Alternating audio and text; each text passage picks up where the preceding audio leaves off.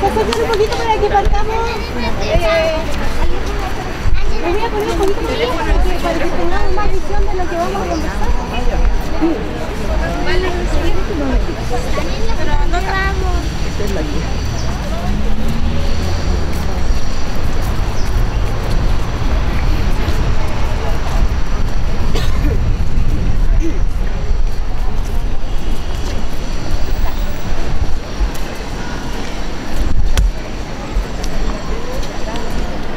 Bueno, primero que todo, sé que ya los saludaron, hicieron la introducción, pero también quiero saludarlos yo. Mi nombre es Lorena Bracea y bueno, pertenecemos a este grupo IGMA, del Comité de Arqueología e Historia de ICO. Y en esta ocasión vamos a hacer un recorrido patrimonial que va por el trazado antiguo de la vía férrea y donde vamos a ir parando en los hitos más importantes, algunos de ellos que todavía permanecen en nuestra ciudad y otros que lamentablemente ya no están. Vamos a partir acá haciendo una introducción porque la verdad es que el sector de la Plaza de Viña y la Plaza de la Estación es como el punto focal de la historia de la ciudad, ¿ya? La Estación de Viña se ubica en el mismo recorrido que nosotros vemos ahora, ¿cierto? En el año 1852.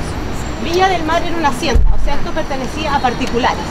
El dueño en ese momento era Dolores Pérez, que era la heredera de Francisco Javier Álvarez, quien había comprado las dos haciendas, la Viña de la Mar, que es el sector que está al sur del estero, y el Valle de Peuco, que está al norte del estero.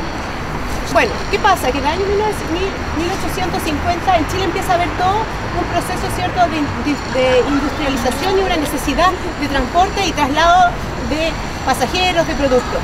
Y por eso se inicia un proceso de construcción de ferrocarril. Y uno de los puntos importantes que tenía que existir en la conexión en el país era unir el puerto de Valparaíso con Santiago.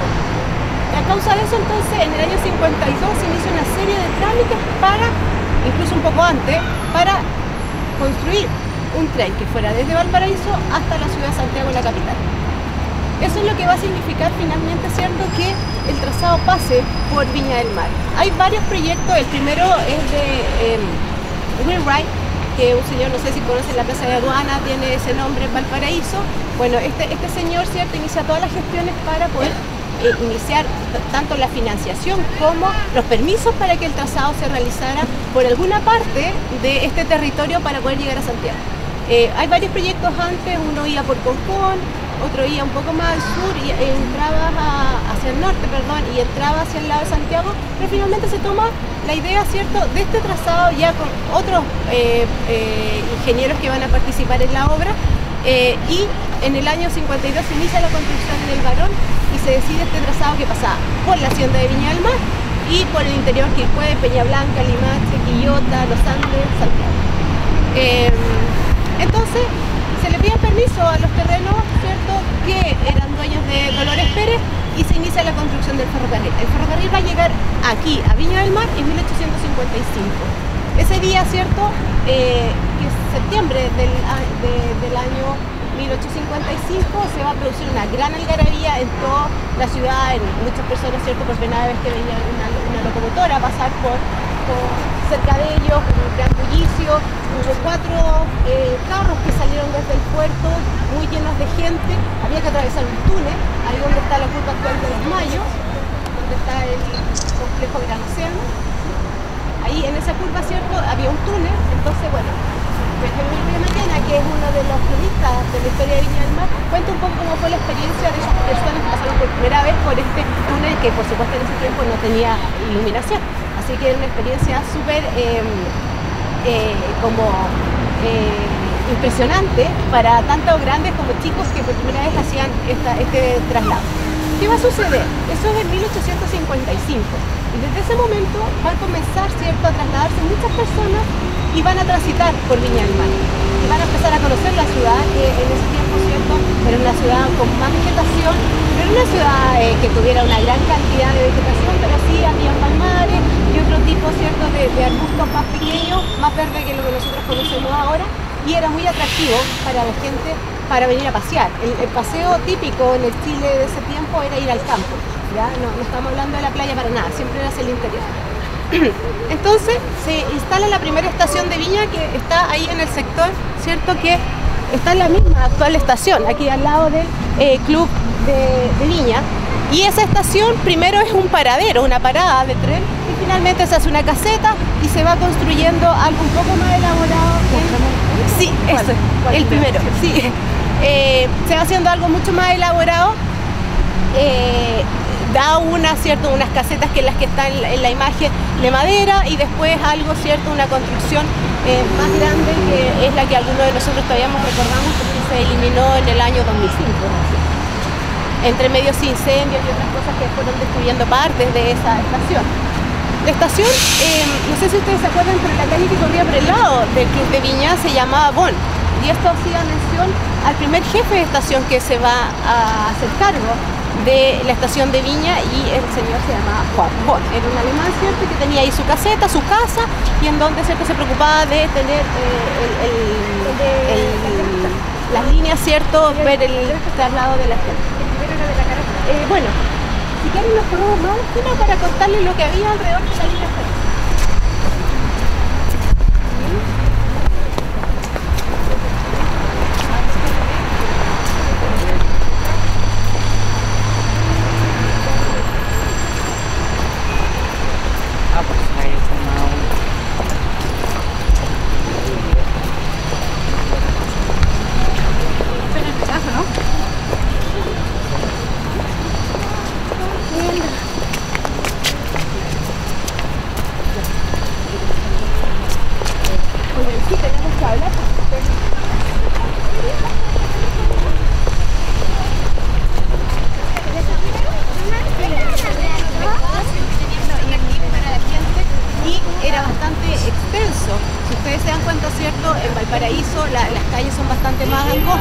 Y la expansión, el tamaño que podían tener las habitaciones, las casas, eran más limitados, no podían tener jardín. Entonces Viña del Mar se veía, ¿cierto?, con un atractivo urbanístico interesante.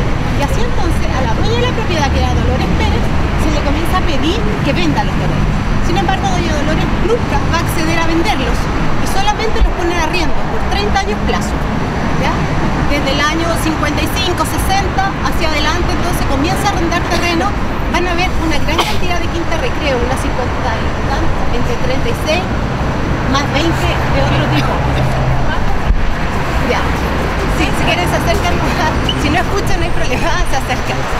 Muchas quintas de recreo y casas, casitas que se van instalando alrededor de la línea férrea, pero como yo les digo, solamente con un fin de arrendamiento. Dolores Pérez no entrega los terrenos, no los vende. Bueno, otro punto importante, con la llegada del ferrocarril, va a ser que va a llegar al territorio José Francisco Vergara. Supongo que le suena el nombre de José Francisco Vergara, ¿cierto? Hay un montón de lugares, hitos, que la casa,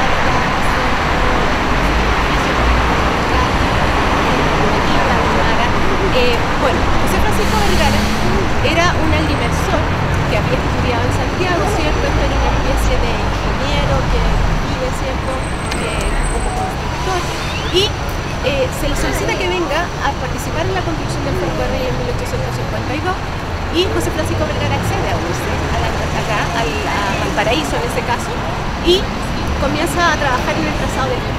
Sin embargo, como yo les digo, el trazado del tren tuvo muchas dificultades entre medio, problemas de financiamiento, cambio del trazado, y José Francisco Vergara se sale del proyecto y decide arrendarle una parte de los terrenos para administrar a Dolores Pérez, de esta hacienda.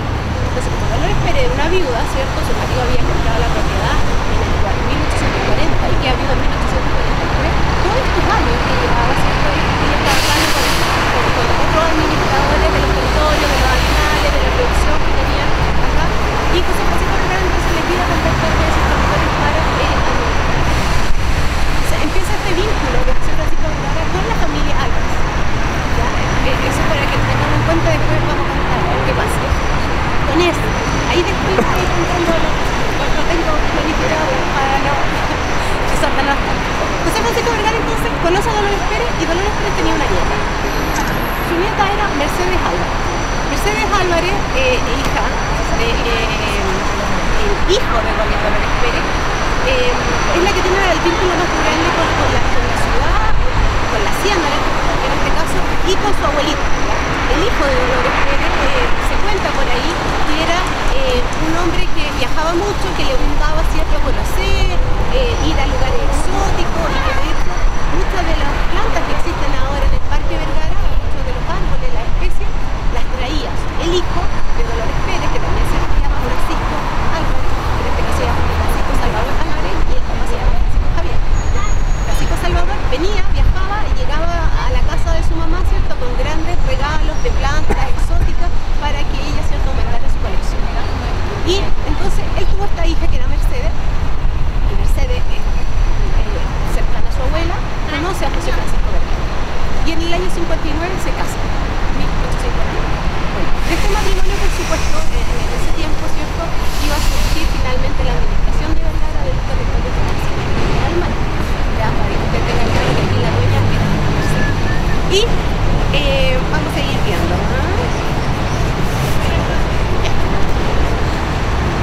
Nosotros aquí podemos mostrar otro QR código. ¿El ferrocarril?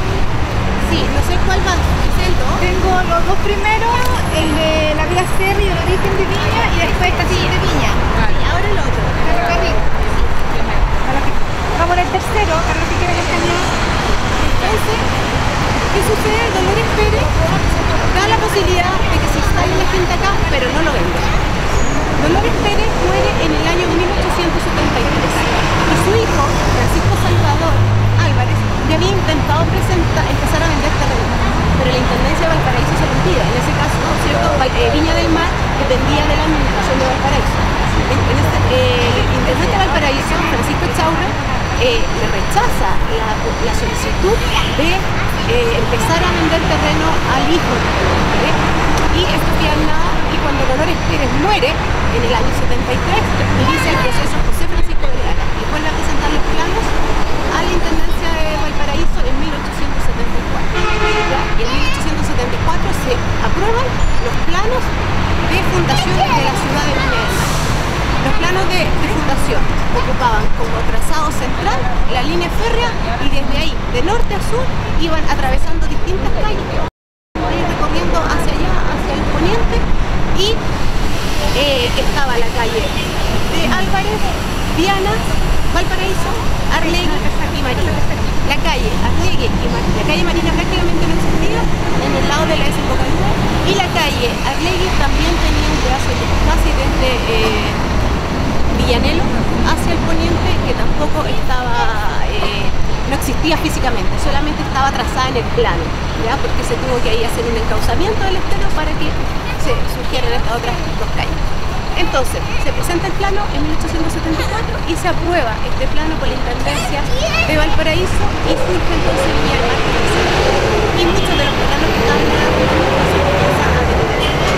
El proceso de crecimiento de gente, de vecinos, va a ser muy rápido y atractivo, ¿ya? Aunque sí ya había muchas casas ya instaladas antes, no es que no hubiese nada, había casas con vecinos y bastante, casi 50 entre personas más grandes y casas de un punto súper importante es que Viña del Mar, cuando se funde en 1874 como ciudad, ya va a tener o va a buscar tener aspectos de desarrollo muy característicos. Uno de ellos va a ser la petición en 1873 de establecerse la refinería CRAF en lo que nosotros conocemos ahora, ¿cierto?, como la CRAF allá, y que ahora este sector de desarrollo urbano, que creo que se llama Viña del Mar, o algo así, este sector donde nosotros vemos todas estas torres que están hacia allá, sí, empezaba desde aquí, desde esto que se está construyendo, hacia el oriente, se instalaba la refinería, ¿cierto?, CRAF, que la instala Julio Bernstein. Él es un empresario alemán que solicita, ¿cierto?, el traer el producto sin procesar y refinar aquí el azúcar. Esta empresa, ¿cierto?, va a tener un auge muy importante, porque va a tener, ¿cierto?, una concesión del Estado para que él la pueda producir este azúcar a menor valor, y lo que hace, ¿cierto?, es una ciudadela. Yo no sé si alguno de ustedes tiene memoria, pero bueno, hay fotos de imágenes en el archivo histórico también que ustedes pueden ver, en donde esta industria, esta fábrica que se instala aquí, va a también instalar espacios urbanos de habitación para jóvenes. ¿Ya? Ahí van a trabajar y van a también tener espacios de recreación. Se van a construir teatro, estadios y distintos parques. La CRAP también va a tener una especie de como de relaciones de trabajadores para que vayan adquiriendo también distintos terrenos, la autoridad electrónica, que hay como una corporación, ellos financiaron la compra de terrenos de sus terrenos y van haciendo distintas posiciones como la Villa Central, la población Itus aquí en Forestal y la población que continuaba hacia allá, ¿cierto? Se va a estar Puente Cancha, que también era regional. Muchos de los actuales viñamarinos, ¿cierto? Muchos tienen algún tipo de conexión con la fábrica de azúcar. Desde el año 82 hay una crisis, ¿cierto?, productiva y finalmente se cierra y, bueno, hay también de eso una gran crisis de desempleo en Viña del Mar porque había muchos trabajadores que eran empleados en esta refinería. Vamos a hablar ahora de ¿parroquia? La parroquia, sí. Disculpa, señora, ¿vamos a entrar a la iglesia? No, no vamos a entrar a la iglesia, vamos a hablar desde acá, ¿no? Porque bueno, hay gente que está religiosa y la población. Sí, sí, hay que escuchar esa para que la vean. Si quieren nos ponemos al frente para que la vean de frente igual.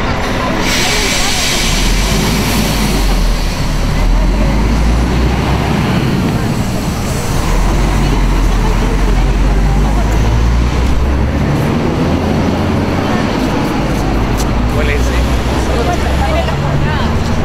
Esta de dos. Sí.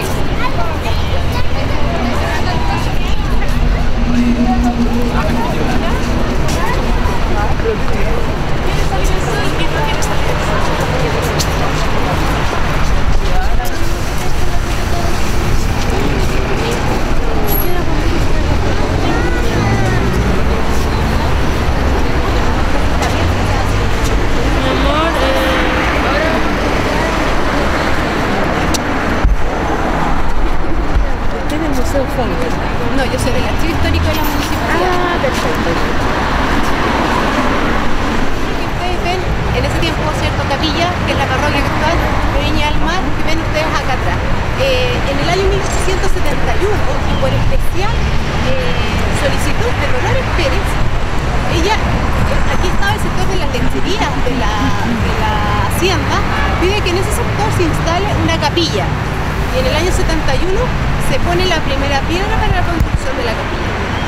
Así entonces, bueno, doña Dolores muere y no alcanza a ver su obra terminada, pero en el año 1881 la primera parroquia de Viña, que es la que está en el río Tal, se termina de construir. Ahí ella se lee en eso y usted ve ahí como en el bueno, esta parroquia era de una estructura bastante más pesada, más clásica, que esta que puede ser un poco más gótica, más justa, más liviana, y se construye por, ahí puede, la ven, esa es la antigua parroquia, que era muy pesada, de piedra, muy gruesa. Bueno, esta estructura la construye la primera, no esta actual, Emilio Celli, quien había participado también en planos de construcciones en Santiago. Bueno, este arquitecto, ¿cierto?, la construye, como yo decía, en un estilo bastante clásico, es una estructura un poco más pesada, parece como más románico, y esa iglesia se cae en el año 1906 con el terremoto. En ese momento, ¿cierto?, bueno, todos nosotros conocemos, ¿cierto?, la magnitud de ese terremoto que afectó a toda la zona central, muchas viviendas se cayeron, pero que lo veáis impactando así como quiebre, ¿cierto?, un hito urbano va a ser el terremoto de 1906, ¿ya?, que va a significar un proceso de reconstrucción en la ciudad. Y yo creo que se queden con la idea de que en Viña no había nada antes de 1906, sí había muchas construcciones. Lo que pasa es que después de 1906 van a surgir muchas cosas. Y esa es la gran diferencia. entonces a construir, como les digo, la parroquia. Después de 1906 se inicia, ¿cierto?, toda una campaña por parte del párroco para poder juntar nuevamente el financiamiento para construir esta nueva parroquia, y quien va a participar activamente en la construcción, incluso económicamente, va a ser Blanca Vergara Terrazú, que va a ser la hija de Mercedes Álvarez. Ella, Blanca Vergara, va a facilitar, ¿cierto?, y va a obtener una gran cantidad de financiamiento para levantar esta nueva parroquia que nosotros vemos acá, que se termina en el año 1912, o sea, tiene en este momento más de 100 años, y es obra del arquitecto Emilio Chequier. Él, Chequier, no sé cómo se dice Chequier, es francés, él proyecta los planos, pero quien la va a construir acá, o sea, quien se va a hacer cargo de la construcción va a ser Ettore Petri, que es un arquitecto italiano que llega a la zona y que también lo vamos a mostrar varias veces más porque tiene influencia en muchas de las obras que todavía pertenecen a nuestra ciudad. Otra de las instalaciones importantes que desde aquí quizás no lo podemos ver, pero está después de ese edificio donde está la IEP, aquí está solamente una palmera, que es lo que queda de esa construcción, es el Gran Hotel. Como yo les decía, la ciudad en 1874 va a surgir, primero, con esta industria grande, que es la Kraft, con la iglesia que ya estaba, o sea, que ya se había iniciado su proceso de construcción, y el Gran Hotel. Viña del Mar entonces va a tener un carácter o una insinuación turística desde el inicio de su fundación. Y en esto va a tener una gran influencia José Francisco Vergara. ¿Ya? José Francisco Vergara tenía una visión, ¿cierto?, de la necesidad de darle a Viña este impulso de atractivo turístico, de lugar de recreación, de en general principalmente, ¿cierto?, de los viñamarinos, y también influenciado por Benjamín Vicuña Maquena. Vicuña Maquena, ¿cierto?, un hombre historiador, político, fue intendente de Santiago, el que hizo, ¿cierto?, toda esta transformación de Santiago, desde el Cerro Santa Lucía. Él también muy cercano a Viña del Mar, de hecho hay libros, ¿cierto?, que dicen que él es como el padrino de Viña del Mar porque va a tener una participación muy activa en todo lo que es pensar la ciudad. O sea, así que nosotros ahora vemos una fundación de ciudad así como muy cercana a nuestro momento, pero imagínense en ese momento que desde un espacio, ¿cierto?, que está muy deshabitado, uno puede hacer todo. O sea, puede venir, ¿cierto?, y ocurrírsele desarrollar no sé qué plan de idea de vida, de forma de vivir, y era lo que estaban planteando estos hombres como José Francisco Vergara, Vicuña Maquena, y una serie de otras personas que se van instalando en Viña del Mar y que tienen, como les digo, una gran influencia y actividad en lo que se quiere de ciudad. Se instala el Gran Hotel, que bueno, ahí está la imagen, era un hotel, ¿cierto?, de grandes dimensiones, más de 100 habitaciones.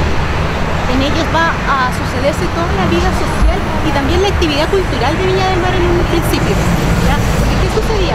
Viña del Mar no tenía espacio de reunión, entonces se invitaban a ópera, ballet, se reunían para hacer, por ejemplo, cuando era el Guerra del Pacífico, ahí se daban las informaciones de lo que estaba sucediendo, donde se habían historias, y se pensaba a eso, pensando que se quería hacer. Entonces el Gran Hotel, bueno, ahora eso está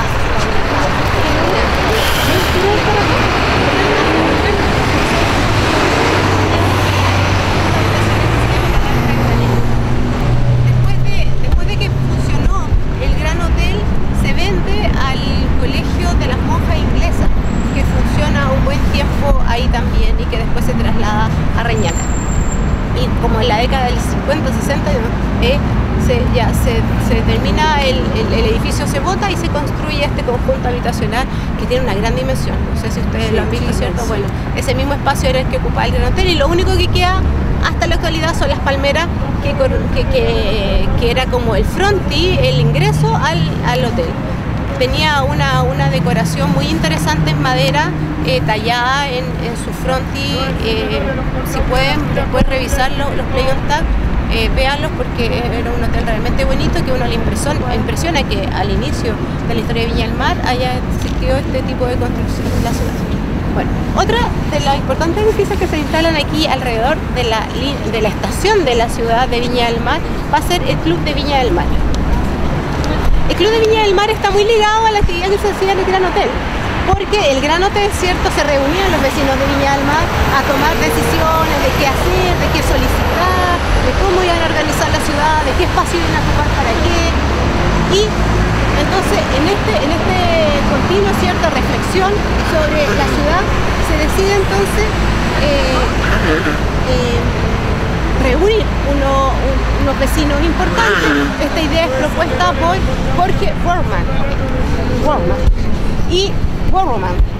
algo así, y reúnen a una serie de vecinos y empiezan a reunirse desde el año 1901. Van a tener varias sedes. Las primeras reuniones las van a hacer en este gran hotel que les comentaba yo que existía. Después tienen otra sede social que la estaban armando aquí en la calle Álvarez, pero se viene el terremoto de 1906 y esta sede social queda en muy malas condiciones y ya toman la decisión de adquirir terreno y construir un espacio para ellos. Y así entonces compran este terreno aquí frente a la Plaza Sucre y se construye en el año 1910 este edificio con características también clásicas, con una combinación de estilo griego. Si ustedes se dan cuenta, ¿cierto? Una combinación de distintos tipos de columnas. Ahí están estas tímpanos que se llaman, estos techos coronados en punta, en donde vemos, ¿cierto?, una influencia griega clásica. Y lo que sí, en Viña del Mar nosotros siempre vamos a encontrar componentes mezclados, o sea, así como vamos a encontrar algunos componentes clásicos, vamos a ver componentes góticos y incluso de Art Nouveau en algunas otras construcciones, ¿ya? Eso se llama estilo ecléctico historicista, o sea, que se mezclan los estilos históricos, ¿ya? Bueno, este club tiene también ya más de 100 años y afortunadamente, ¿cierto?, el último terremoto lo dejó malas condiciones, pero ya está abierto otra vez y restaurado. Y bueno, al final uno de los hechos que hay que tomar en cuenta, ¿cierto?, y que destacar de esta motivación de los socios de este club de mantener este espacio, ¿cierto?, como un centro de vida social de Viña del Mar. Ahí se han hecho, por ejemplo, ahora que está cerrado el Teatro Municipal, muchas actividades sociales, culturales, y por lo menos tenemos ahí unos espacios que todavía se pueden seguir ocupando. Sí, no. ¿Te puedo hacer una pregunta de la iglesia? Sí. Que en la foto sale la parroquia, pero acá no se ve línea, no se ve nada, entonces no sé si está mirando para allá. No, está en la línea adelante, no se nota, pero está en la línea adelante, sí. De hecho, atrás se ve una construcción que estaba ya, que era una torre de... Sí, eso que está como la entrada de la Quinta del Valle. Sí, es el frente, está tomada desde allá y a veces quizás está muy clara la imagen porque era una imagen muy buena, entonces no se alcanza a ver la línea, pero sí, ahí está la línea. Sí, y como es al mismo nivel, que a diferencia de en otros lugares que la línea, bueno, se va subiendo o bajando el nivel de... Sí, sí, ahí estaba, aunque no se note. Si quieres caminar un poco más allá para que veamos otra de las construcciones importantes que hay en la ciudad.